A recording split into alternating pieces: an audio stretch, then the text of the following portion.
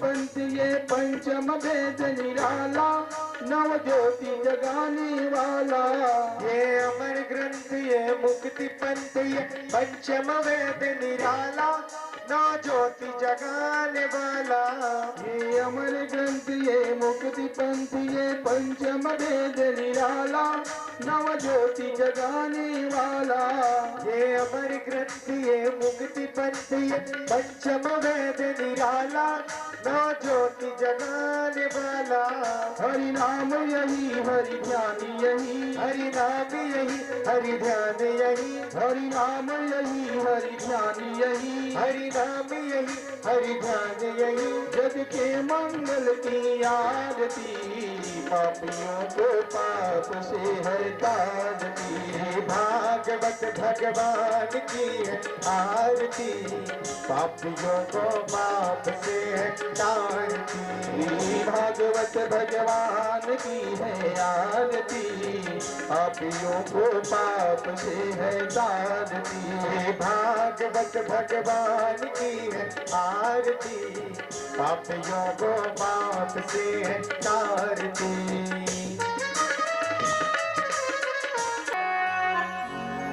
इति नंदादयो गोपाल प्रोक्तास्ते सौरिणा ययु अनो वीरण डुंको दैस्तमयुज्ञापा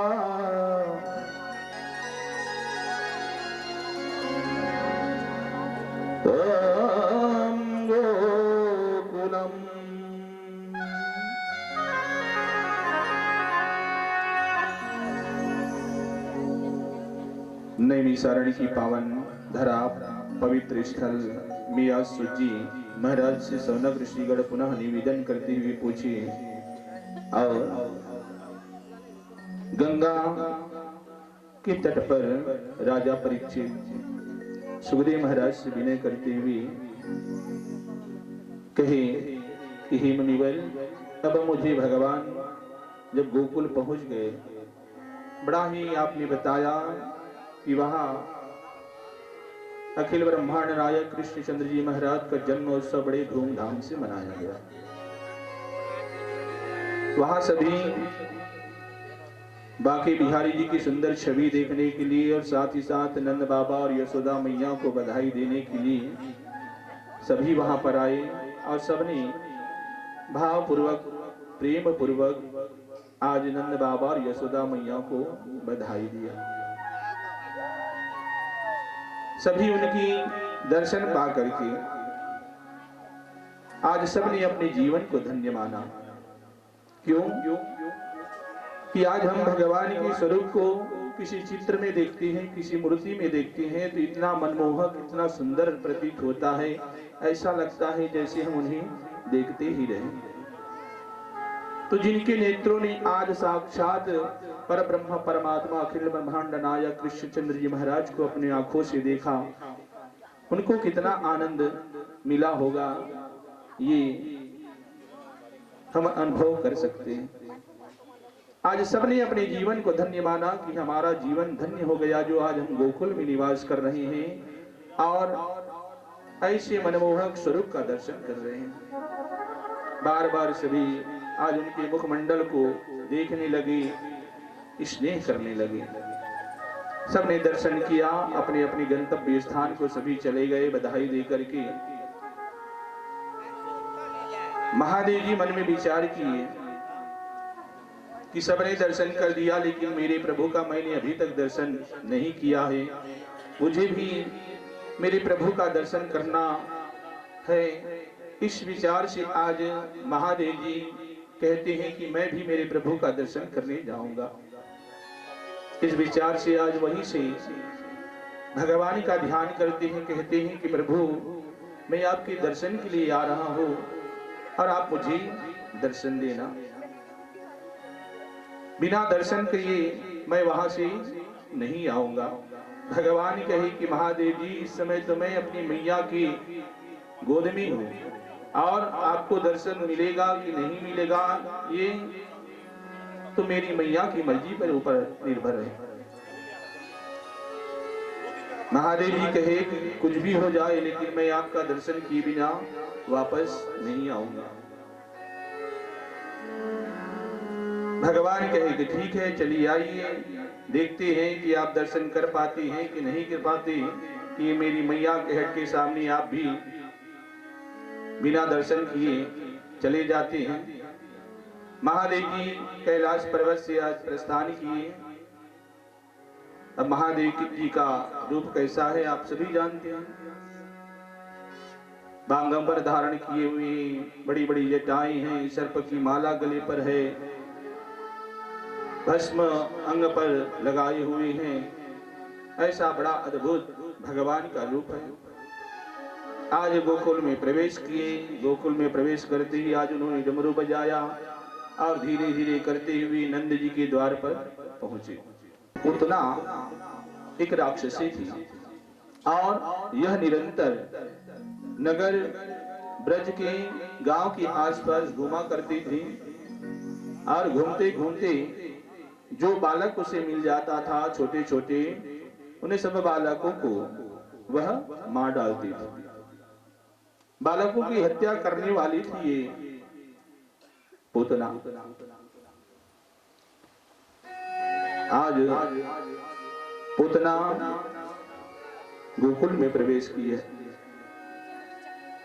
सुखदेव महाराज कहते हैं कि राजन नंद बाबा आज भेंट देने के लिए, कर देने के लिए मथुरा गए हुए थे और उसी समय यह पूतना आज नगर में प्रवेश करती है गोकुल में। गोकुल में जब प्रवेश करती है तो वह चतुर्दशी तिथि को प्रवेश करती है। अष्टमी को बांके बिहारी जी का जन्म हुआ है और चतुर्दशी को आज यह पूतना गोकुल पहुंच जाती है।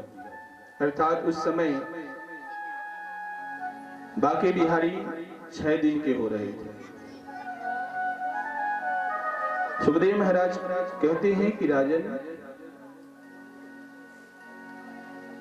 पूतना का तात्पर्य क्या होता है, इसे पूतना कहते हैं। पूतना उसे कहते हैं जो पवित्र ना हो। तना मतलब पवित्र, पो मतलब नहीं होना। पूतना उसी को कहा जाता है और हम सबके शरीर में पूतना वास करती है। किन किन स्थानों में करती है? 5 जो हमारी ज्ञान इंद्री है, 5 काम इंद्री है, मन, बुद्धि, चित्त और अहंकार, ये 14 जगह पर पुतना का वास रहता है। आज पुतना वहां पर गई, नंद भवन के पास पहुंची। रास्ते भर वह यत्र तत्र देखती हुई प्रवेश की, क्योंकि उसके मन में कपट था, छल था। और जिसके मन में कपट होता है, भले ही वो रूप परिवर्तन कर लेता है, रूप को बदल लेता है, लेकिन उसके मन में भय बनी रहती है। भय को वह दूर नहीं कर पाता, डर बना रहता है। इसलिए इधर उधर देखता हुआ, छिपता हुआ वह कहीं भी जाता है तो जाता है। आज उसी प्रकार से पुतना इधर उधर को देखती हुई सोच रही थी, कोई मुझे देख ना ले, पहचान ना ले। इस प्रकार से डरते डरते गलियों से होते हुए आज नंद भवन में वह प्रवेश की। भीतर जब पहुंची, इसी प्रकार से बड़ा आंगन था, वहां गई तो देखी कि 4-5 गोपियां नंदरानी के समीप बैठी हुई हैं और यशोदा मैया लल्ला को गोद में लिए हुए वहां पर बैठी हुई। गोपी का रूप धारण की है पुतना, वहां पर प्रवेश की है। जो उनसे मिलने आए थे, जो गोपी बधाई देने आए थे, वे सभी बधाई देने के बाद वहां से चले जाते हैं। फिर ये पुतना वहां पर जाती है, यशोदा मैया को प्रणाम करती है। यशोदा मैया कहती है कि गोपी बैठ। उस समय यशोदा मैया कहती है कि गोपी, मैं तो आज तुझे पहली बार देख रही हूं, तो कहां से आई है, कहां रहती है? पूतना गोपी के वेश में कहती है कि मैया, मैं दूर के गांव का हूं और मैंने सुना कि आपने बड़े दिनों बाद लल्ला को जन्म दिया है, इसलिए खुशी को मैं नहीं रोक पाया और आपको बधाई देने के लिए मैं चली आई।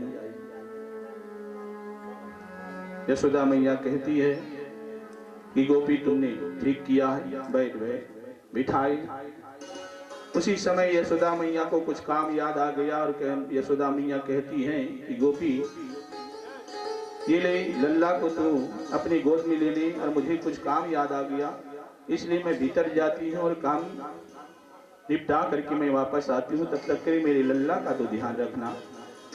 आज जिस अवसर की तलाश पुतना को थी, वही अवसर पुतना को प्राप्त हो गई। सुखदेव महाराज कहते हैं कि राजन, इस संसार में जो भी होता है वह भगवान की इच्छा से होता है।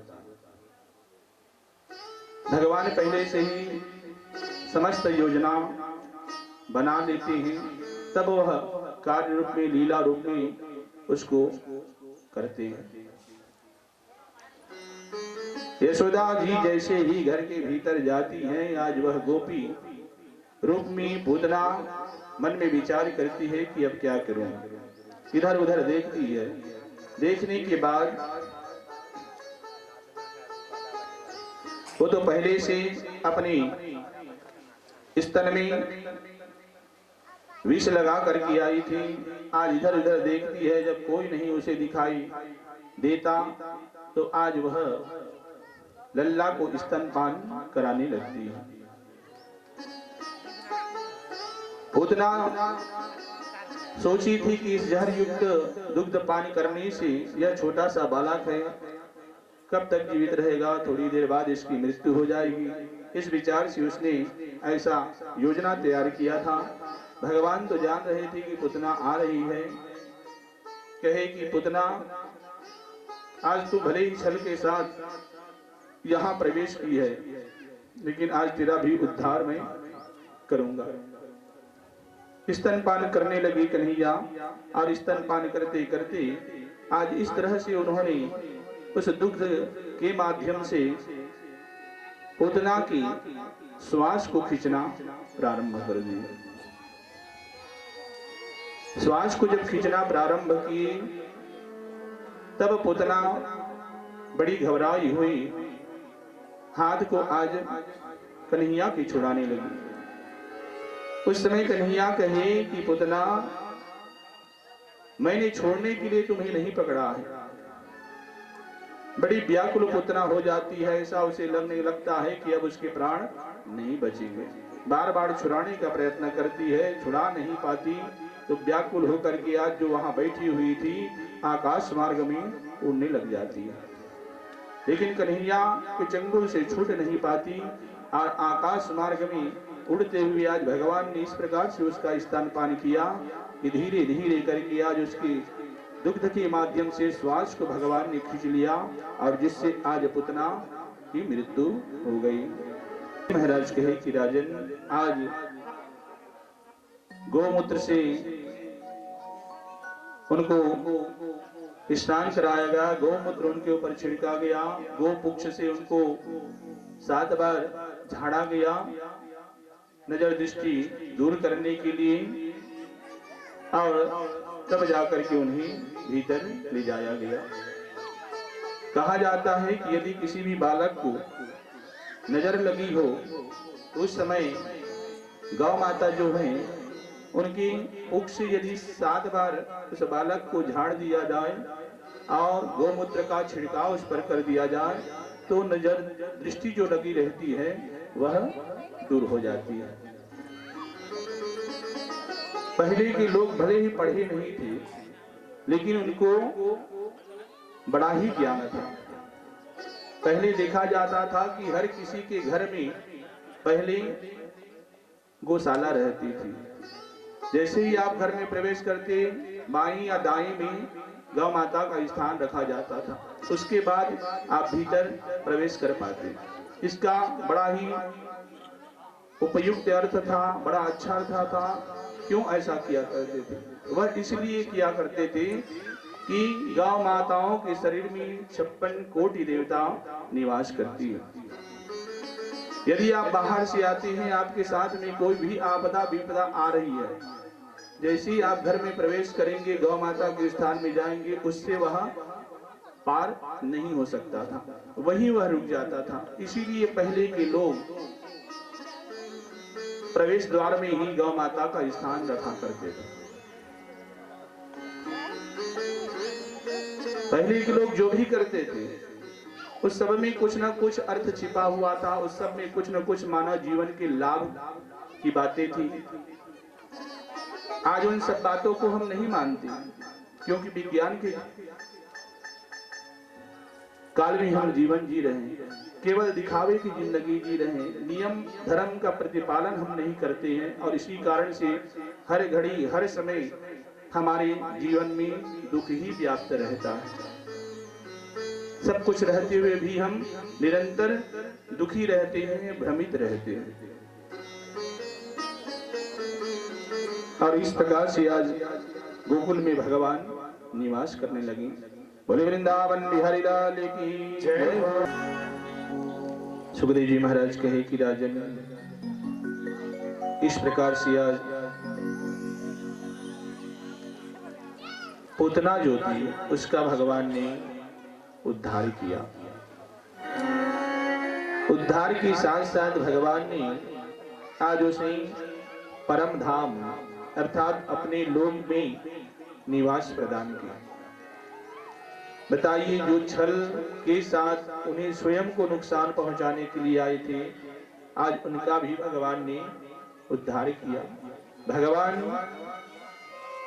ने पूतना का भी आज उद्धार कर दिए। उस समय राजा परीक्षित ने प्रश्न किया, कहे कि प्रभु, ये तो राक्षसी थी जो स्वयं कृष्ण जी को मारने के लिए आई थी, फिर भी आज भगवान ने उन्हें अपने धाम में स्थान प्रदान किया, ऐसा क्यों? उस समय सुखदेव महाराज कहे कि राजन, भगवान ने आज पूतना की जो मनो इच्छा थी उसे भगवान पूरा किया। राजा परीक्षित ने कहा कि मनो इच्छा? सुखदेव महाराज कहे कि हाँ, मनो इच्छा। उसने कब इच्छा किया था, क्या इच्छा किया था? उस समय सुखदेव महाराज कहे कि राजन, पूतना इस जन्म में पूतना है, लेकिन वह पूर्व जन्म में राजा बलि की कन्या थी और जिसका नाम था रत्नावली।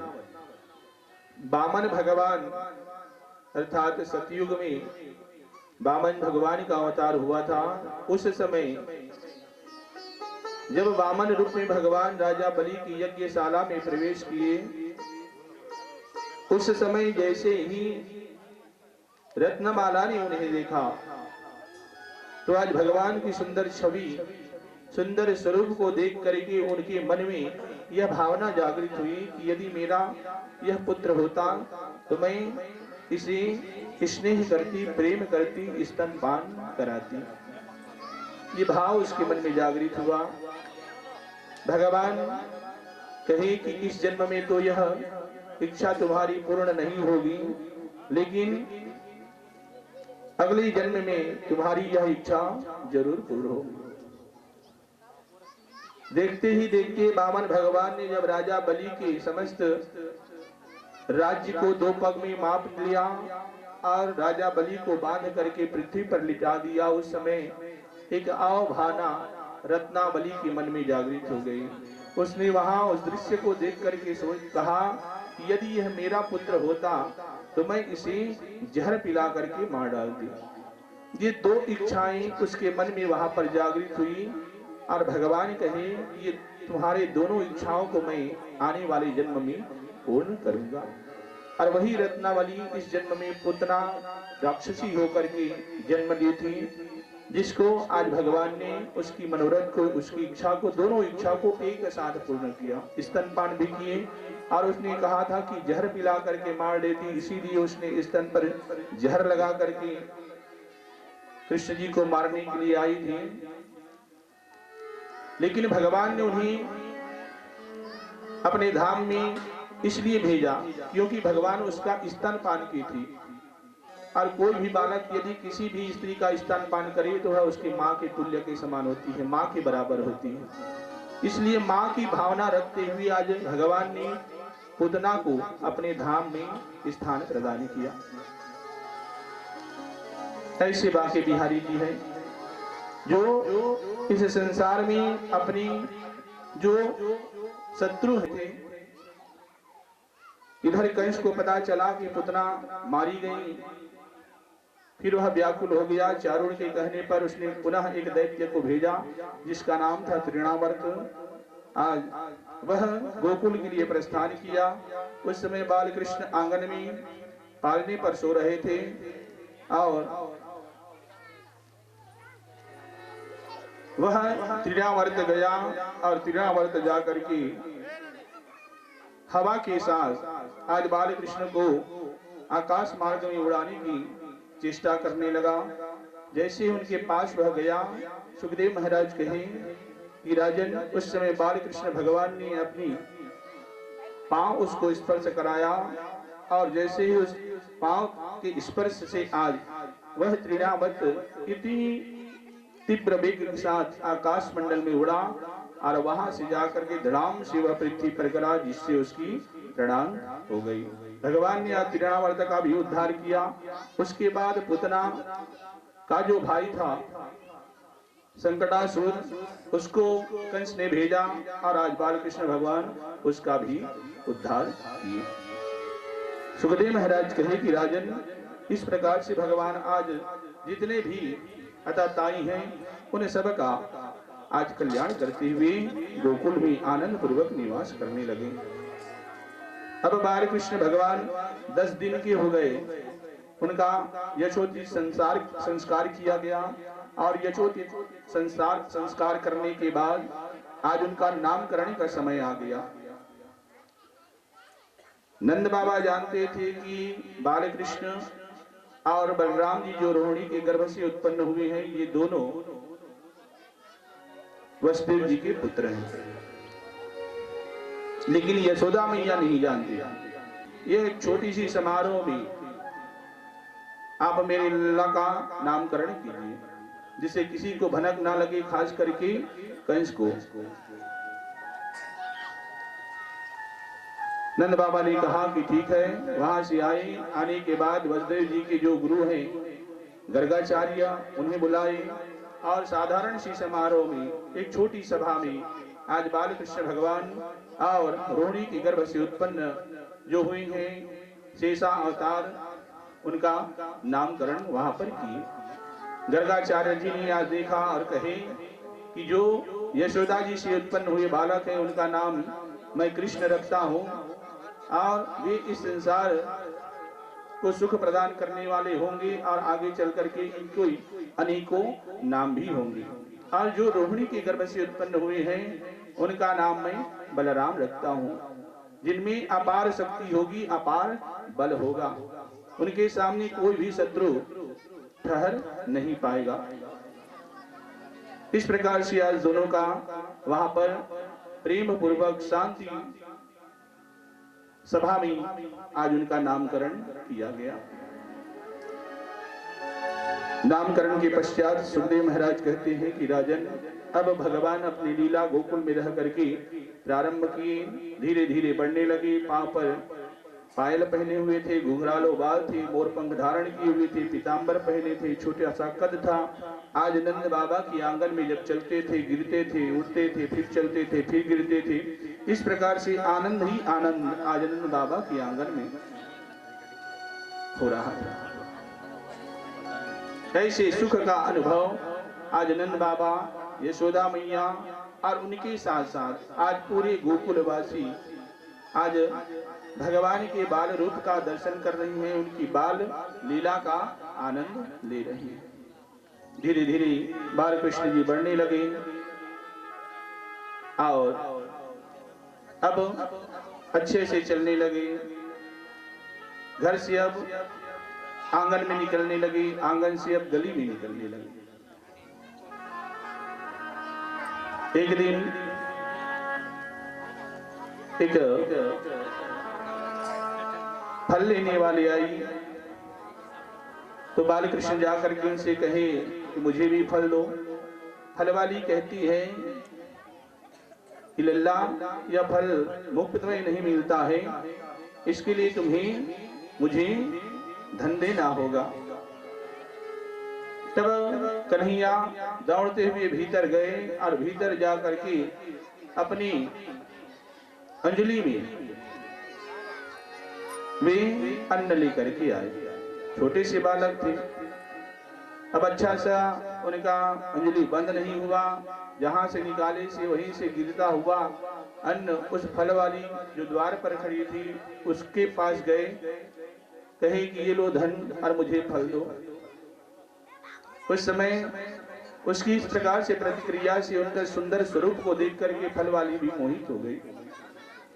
अपने आंचल में बालकृष्ण भगवान के दिए हुए अन्न को उसने स्वीकार किया और बालकृष्ण को फल दे दिया। फल लेकर के बालकृष्ण चले गए। सुखदेव महाराज कहे कि राजन, उस फल वाली की बड़ी दयनीय स्थिति थी और उसी फल को बेच करके वह अपना जीवन यापन करती थी, हमेशा सतमार्ग पर चलती थी और परमात्मा की भक्ति करती थी। फल वाली जानती थी कि लल्ला के हाथों में कोई भी प्रकार का धन नहीं है, छोटी सी हाथ है, वह भी जो अन्न वे लेके आए थे वह भी गिरता हुआ आया था, तो क्या बचा होगा उनके। लेकिन फिर भी जानते हुए उन्होंने उनको फल दे दिया। फल वाली वहां से चली, घर जाकर के अपनी उस अंजलि को आंचल में जो उन्होंने उस अन्न को स्वीकार किया था उसको जब खोल करके देखती है, सुखदेव महाराज कहते हैं कि राजन, खोलने पर उसे पता चलता है कि उसमें हजारों स्वर्ण असरफियां, स्वर्ण की सिक्के उसके आंचल में थे। ऐसे मेरे बाकी बिहारी हैं जो सबकी मनोरथ को पूर्ण करते हैं। फल वाली को पता भी नहीं चला और भगवान ने उसकी मनोरथ को पूर्ण कर दिया। ये भाव है मेरे प्रभु की। सुखदेव महाराज ने कहा कि राजन, एक दिन बालकृष्ण गली में खेले रहे थे, उन्हें भूख लगा, दौड़ते हुए आए। उस समय यशोदा मैया मक्खन निकाल रही थी। बालकृष्ण आए, आकर के कहे कि मैया मुझे माखन दो। यशोदा मैया कहती है कि लल्ला कुछ रुक जाओ, उसके बाद मैं तुम्हें माखन दूंगी। फिर कुछ समय शांत रहे कन्हैया, फिर उसके बाद कहे कि नहीं मुझे अभी चाहिए। फिर यशोदा मैया कही कि लल्ला रुक जा, थोड़ी देर और लगेगा, उसके बाद मैं तुम्हें माखन दूंगी। फिर थोड़ा सा रुके और उसके बाद में कहे कि नहीं मैया मुझे अभी चाहिए। और इस प्रकार से कहते हुए आज कन्हैया ने यशोदा मैया के हाथ को पकड़ा और हाथ को पकड़ करके खींचने लगे। होता है ना ऐसा, जब छोटा सा बच्चा है कुछ मांगता है आपसे, और यदि आप तुरंत उसे नहीं देते हैं तो आपका हाथ पकड़ करके उंगली पकड़ करके आपको खींचते हुए वह ले जाएगा, चाहे उसको दुग्ध पान करना हो या किसी वस्तु की आवश्यकता हो। तो आज उसी प्रकार से कन्हैया भी जब उनका हाथ पकड़ करके खींचे तो यशोदा मैया दधी मंथन कर रही थी, उनके हाथों में रस्सी थी और वह रस्सी जो मथनी है उसमें लगी हुई थी। जैसे ही कन्हैया ने हाथ यशोदा मैया का खींचा, हाथ खिंचाने से रस्सी खिंचाई और रस्सी खिंचाने से आज वह मथनी उस मटके से टकरा गई और मटकी से टकराने के कारण आज वह मटकी फूट गई। जितना भी उसमें दही था, मक्खन था, वह सब पृथ्वी पर बिखर गया। इस प्रकार से आज यशोदा मैया बड़े क्रोधित हो जाती हैं। क्रोधित होकर के कहती हैं कि कन्हैया तो बड़ा नटखट हो गया है, कितने बार मैंने तुम्हें मना किया लेकिन तुम नहीं माना। आज इतनी पुरानी जो मटकी थी उसे तुमने फोड़ दिया। आजकल तो बहुत बदमाशी करने लगा है। आज जब तक तुझे इसका दंड नहीं मिलेगा तब तक तू सुधरेगा नहीं। आज इतने वर्षों से मैंने इसे कितना सजो करके रखा था, कितना सुरक्षित रखा था, जिसे आज तुमने फोड़ दिया। क्रोधित होकर के यशोदा मैया आज लल्ला को बांध देती है और बांधने के बाद क्या करती है कि आंगन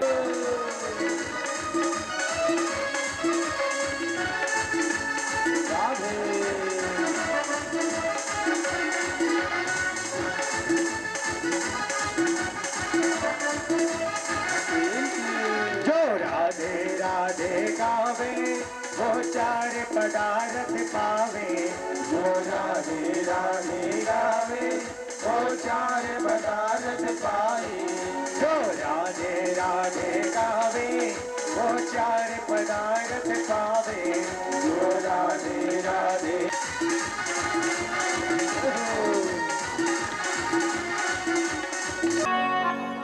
सुखदेव जी महाराज कहे कि राजन, आज अखिल ब्रह्मांड नायक श्री कृष्ण चंद्र जी महाराज नट नागेश्वर जो यहाँ लीला करने के लिए अवतार धारण किए हुए हैं, आज अपने लीला स्थल में पहुंच जाते हैं। वृंदावन अतीत पावनी, पवित्रमय, आनंदमय, रसमय और भक्तिमय, ये पावन स्थल वृंदावन है। यहाँ निरंतर भक्ति निवास करती है। ये कथा आप सभी ने प्रारब्ध में सुना है। यहाँ की कण कण में, रज रज में राधा और कृष्ण विराजते हैं। यहाँ किसी प्रकार की कोई छल नहीं है, यहाँ प्रेम ही प्रेम है, यहाँ भक्ति ही भक्ति है। ऐसे पावन स्थान में आज भगवान पहुंचे हैं। वहां जाकर के निवास करने लगे और समस्त प्रकार की लीला करते हुए आज समस्त ब्रजवासियों को सुख प्रदान करते हुए आनंद पहुंचाएंगे। अब कन्हैया बड़े हो गए, बाहर निकलने के योग्य हो गए, लायक हो गए, और उन्होंने देखा कि उनके जितने भी सखा थे, छोटे छोटे सभी उनके सखाई आज वन में गौ चराने के लिए जा रहे हैं। क्यों कि कन्हैया तो नंद बाबा के यहाँ जन्म लिए थे, धनवान थे नंद बाबा, समस्त ग्वालों के मुखिया थे। कन्हैया को काम करने की आवश्यकता नहीं थी, लेकिन उनके जो सखा थे वे सभी काम करते थे। जो काम करने के योग्य हो गए, जैसे काम करने के योग्य हो गए, सबको काम करना पड़ता था।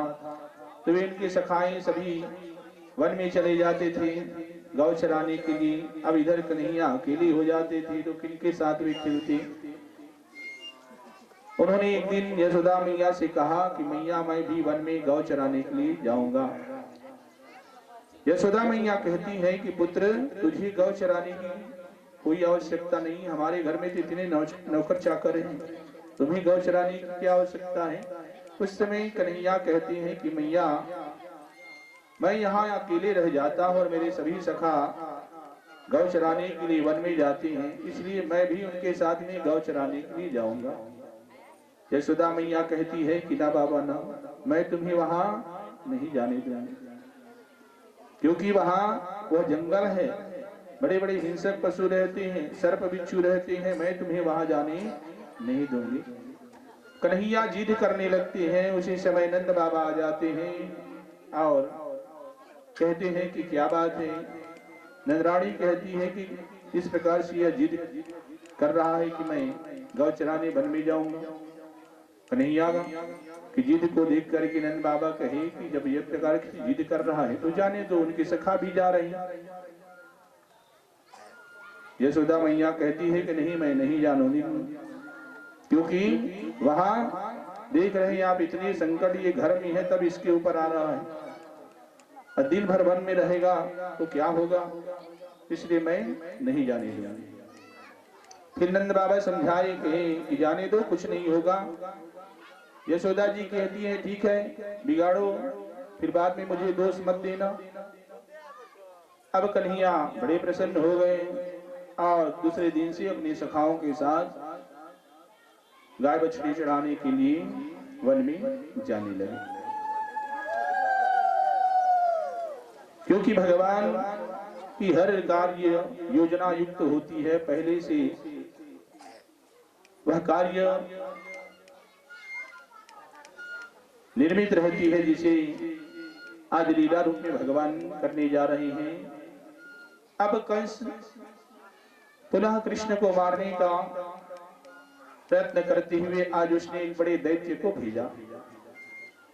वहां वह बड़ा भयंकर सर्प का रूप लेकर के आया और जिस रास्ते से कन्हैया अपने सखाओं के साथ गौ चराने जाते थे, उसी रास्ते में अपना बहुत बड़ा मुख खुला करके बैठ गया।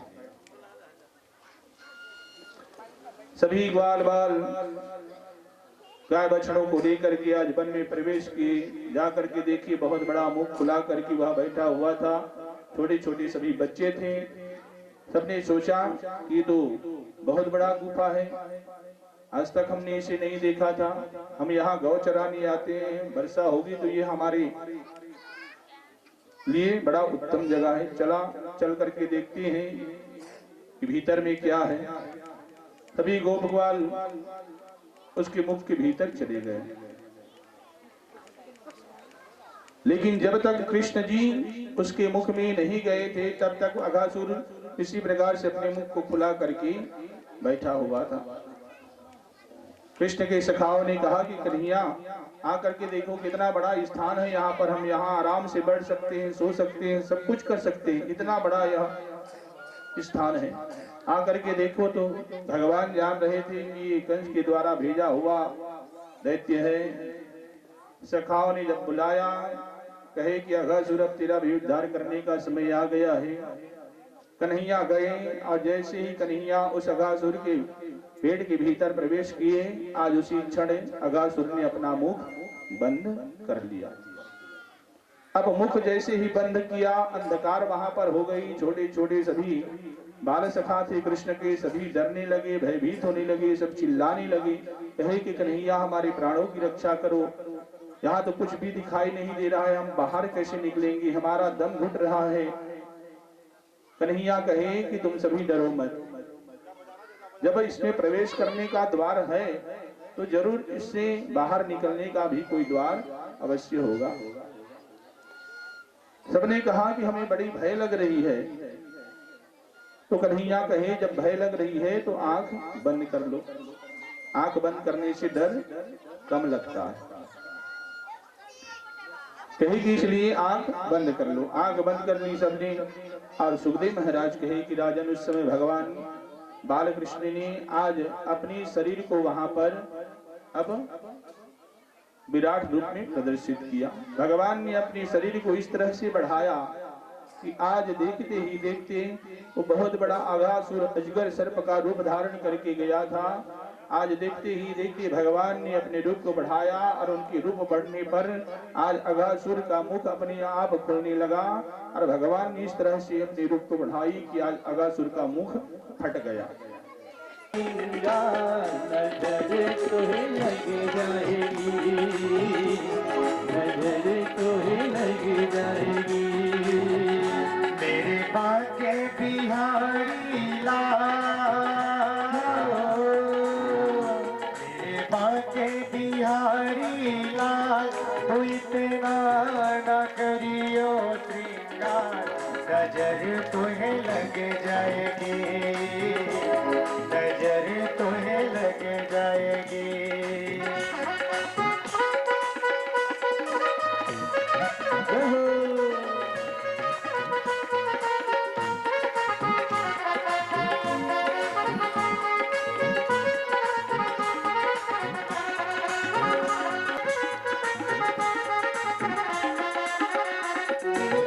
तेरी सूरतिया पे मन मोरा टेका, तेरी सूरतिया पे मन मोरा अटका, प्यारा लगे तेरा पीला बटका, प्यारा लगे तेरा पीला पटका, तेरी सूरतिया पे मन मोरा टेका, तेरी सूरतिया पे मन मोरा अटका, प्यारा देना न करियो सिंगार, नजर तोहे लग जाएगी, नजर तोहे लग जाएगी, मेरे बाके बिहारी लाल,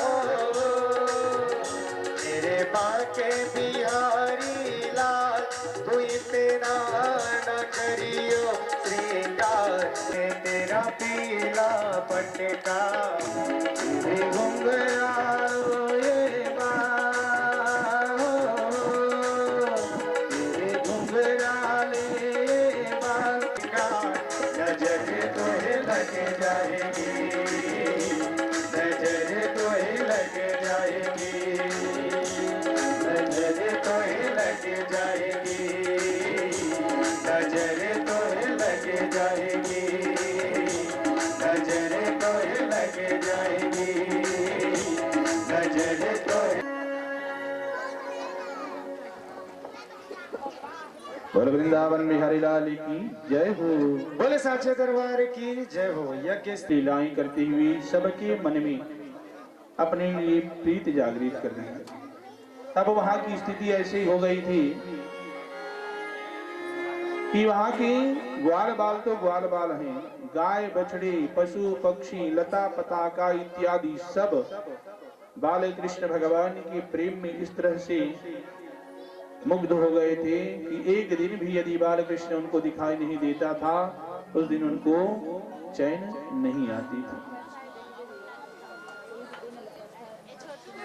अनेक और कंस के द्वारा भेजा हुआ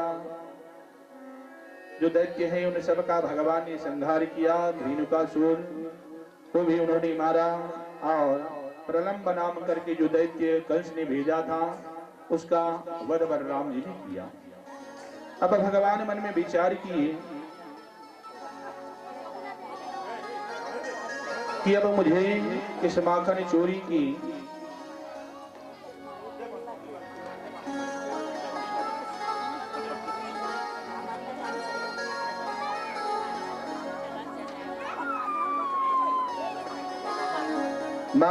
की लीला को भगवान और बढ़ाने लगे और इसके लिए उन्होंने एक टोली नियुक्त की।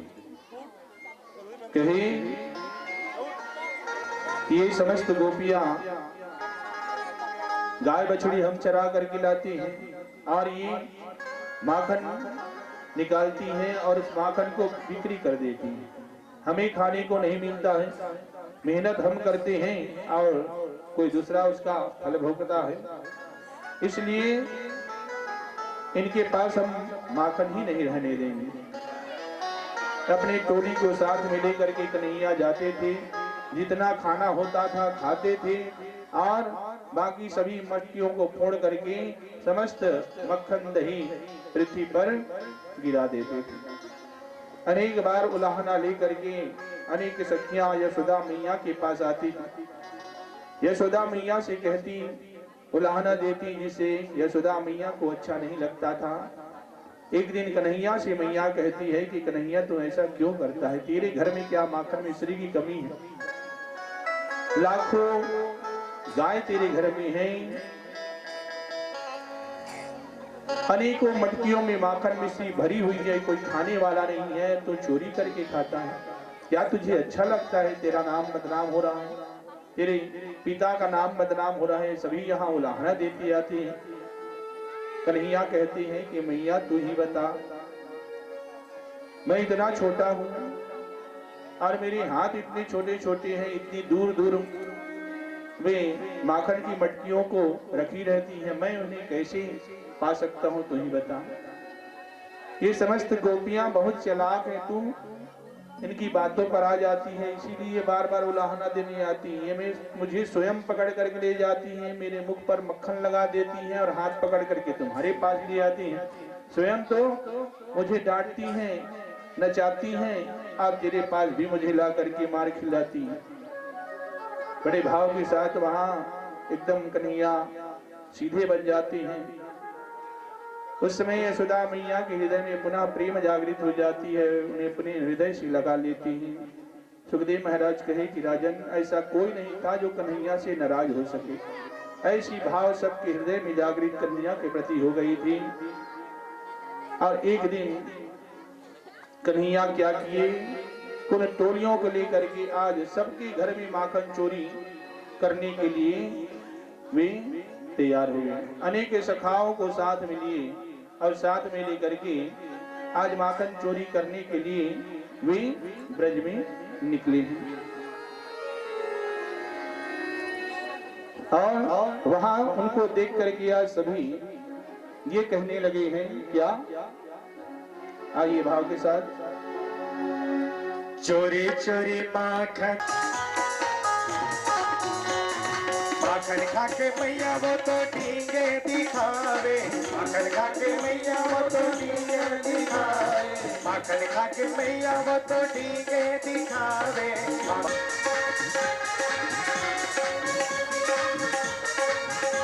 कन्हैया चोरी चोरी माखन खाई गयो रे मैया, तेरो कन्हैया चोरी चोरी माखन खाई गयो रे मैया, तेरो कन्हैया। बोल बाल कृष्ण भगवान की जय हो। सुखदेव जी महाराज कहे, राजन, इस प्रकार से आज लाल की जय हो और माखन चोर की जय। भगवान ने इस प्रकार से योजना बनाई और कहा, विलोक्य दूषिताम कृष्णाम कृष्ण कृष्ण ही ना विभु तस्य विशुद्धि ममीक्षणा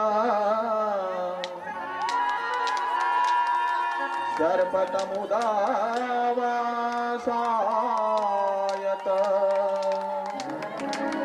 जय हो।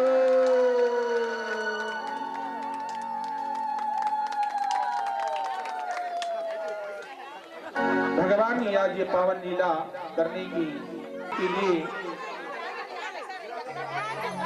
यमुना नदी के तट पर जाएंगे। समस्त सखाओं को साथ में लिए हुए आज बाके बिहारी यमुना नदी के तट पर पहुंचे हैं गैया चराने के लिए।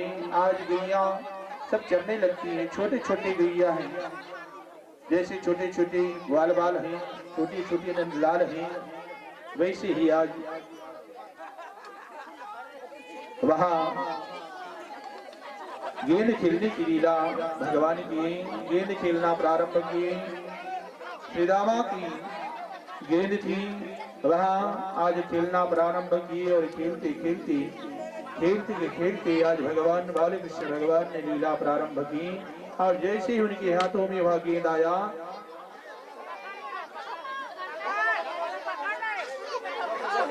तुम जाओ, सबको फोड़ना नहीं है, मत फोड़ो, सबको निकाल के जो उसमें है उसको रख दो इधर।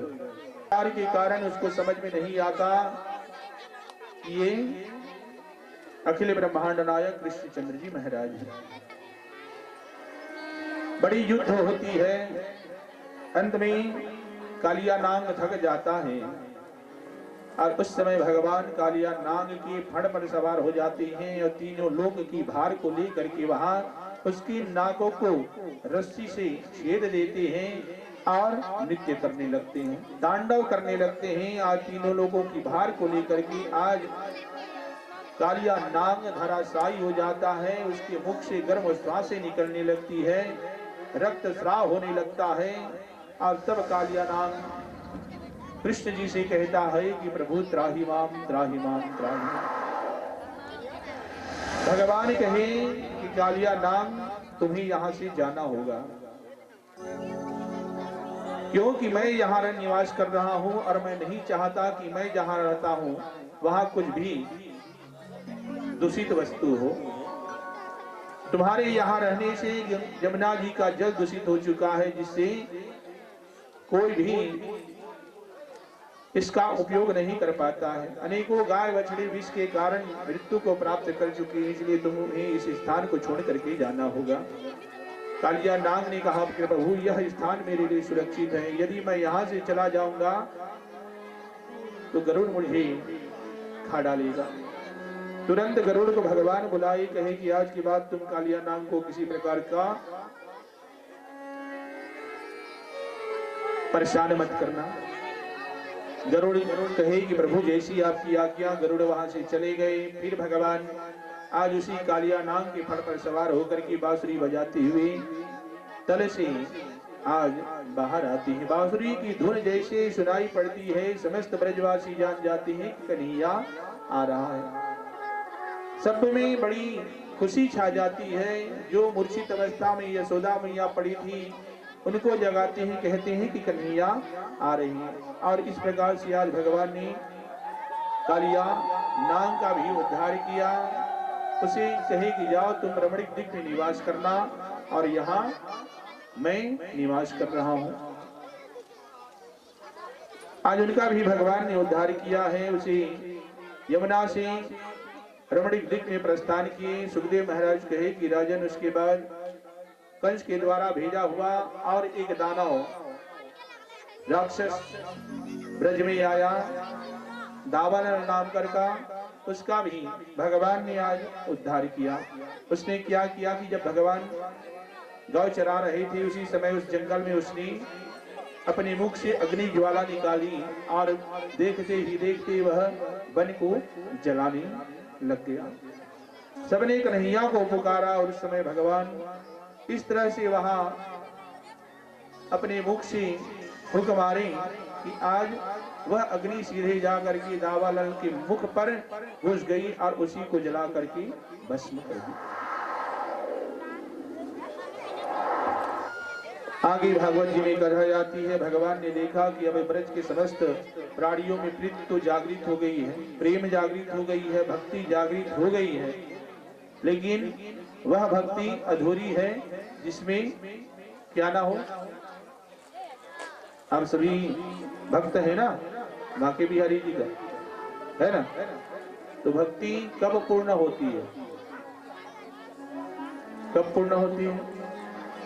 भक्त हैं तो जानते होंगे ना। जैसे चलिए भक्ति को छोड़िए, ज्ञान कब तक अधूरी है? कब तक अधूरी है ज्ञान? जब तक उसमें भक्ति ना हो, प्रेम ना हो, नम्रता ना हो, तब तक वह अधूरी है। उसी प्रकार से भक्ति कब पूर्ण होती है? जब उसमें ज्ञान हो। ज्ञान और भक्ति एक दूसरे का पूरक है। जिस भक्ति में ज्ञान नहीं वह भक्ति अपूर्ण है, और जिस ज्ञान में भक्ति नहीं वह ज्ञान अपूर्ण है। ज्ञान में भक्ति जरूरी है और भक्ति में ज्ञान जरूरी है। तो भगवान कहे कि इन सबके हृदय में भक्ति तो जागृत हो गई है, लेकिन इनको ज्ञान नहीं है, और बिना ज्ञान के किसी प्रकार से भक्ति नहीं की जा सकती है। इनको ज्ञान देना अति आवश्यक है। यह विचार करके भगवान ने आज लीला प्रारंभ की। एक दिन समस्त गोपियां यमुना जी में गई थी, जा करके वहां स्नान कर रही थी। किसी स्थिति में? नग्न अवस्था में। नग्न अवस्था में समस्त गोपियां स्नान कर रही थी। उसी समय कन्हैया वहां पर गए छुपते छुपाते, और जा करके उन समस्त गोपियों के वस्त्र को भगवान उठाई, और उठाने के बाद उसे ले जा करके कदम के वृक्ष पर लटका दिए, और स्वयं कदम के वृक्ष पर बैठ गए, और बैठ करके आज वहां बांसुरी बजाने लगी। कन्हैया ने देखा कि ये समस्त गोपियां नग्न अवस्था में यमुना जी में स्नान कर रही हैं, और अपनी बातों पर इस तरह से उसमें मशगूल थी कि कन्हैया वहां गए, उनके वस्त्र को ले गए, फिर भी उनको पता नहीं चला। जब बांसुरी बजी तो कन्हैया की बांसुरी ऐसी थी कि जब भी बजती थी जो भी सुनता था मुग्ध हो जाता था और जान जाता था कि ये कन्हैया की बांसुरी है। बांसुरी की धुन सुनी समस्त गोपियां जान गई कि कन्हैया है। जरूर कोई जगह यह छिपा हुआ है और हमें नहाते हुए देख रहा है। ऐसा नटखट है ये, क्या कहीं इसे, ये सभी बातें करने लगी। फिर उन्होंने अपने वस्त्र को देखा तो वहां कोई वस्त्र उनका नहीं था। जब वस्त्र नहीं देखे तब वे बड़े लज्जित हुए। अब उन्होंने सोचा कि हम कैसे यहां से बाहर निकलेंगे। तब उन्होंने देखा कि बांसुरी की धुन कहां से आ रही है। तब उनको पता चला कि कदम के वृक्ष से बांसुरी की धुन आ रही है। लताओं की ओट पर कन्हैया बैठे हुए बांसुरी बजा रहे थे। देख करके समस्त गोपियों ने कहा कि कन्हैया हमारे वस्त्र हमें ला करके दे दो। कन्हैया कहे कि गोपियां मैं तुम्हारा वस्त्र कहाँ रखा हूं। तब गोपियों ने देखा कदम के वृक्ष पर वस्त्र लटक रहे थे। गोपियों ने कहा कि हम जानते हैं कि तुम ही हमारे वस्त्र को ले गए हो, ला करके हमारे वस्त्र हमें दे दो। कन्हैया कहे कि ये तुम्हारे वस्त्र हैं, आकर के ले लो। गोपियां कहती हैं कि हम कैसे बाहर आ सकते हैं। कन्हैया कहे कि जैसे तुम भीतर गई हो वैसे बाहर आ जाओ। गोपियां कहती हैं कि कन्हैया उस समय यहाँ पर कोई नहीं थे जिस समय हम नग्न अवस्था में जल में प्रवेश किए। अब तो तुम यहाँ हो तो तुम्हारे सामने हम कैसे बिना कपड़े के आ सकते हैं। कन्हैया ने कहा तुमने कैसे मान लिया कि उस समय यहाँ पर कोई नहीं था। गोपियों ने कहा कि हमने चारों तरफ देखा था, हमें कोई दिखाई नहीं दी थी, तभी हम बिना वस्त्र के जल में आए हैं।